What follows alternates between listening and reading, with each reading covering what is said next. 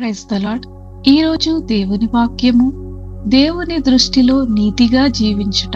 ఇతడు తన తండ్రి అయిన అమధ్య చర్య ఎంతటి ప్రకారము యెహోవా దృష్టికి నీతిగలవాడై ప్రవర్తించెను. 2వ రాజులు 15వ అధ్యాయము 3వ వచనం. అతడు తన తండ్రి చేసిన మంచి మార్గాలను అనుసరించి దేవుని దృష్టిలో నీతిగా నడిచాడు. మన జీవితంలో కూడా దేవునికి ఇష్టమైన మార్గంలో నడవడం అత్యంత ప్రాముఖ్యము.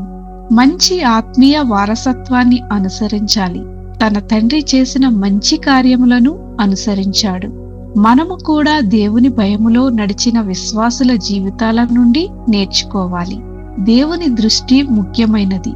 మనుషుల ప్రశంస కంటే దేవుని దృష్టిలో నీతిగా ఉండటం గొప్పది.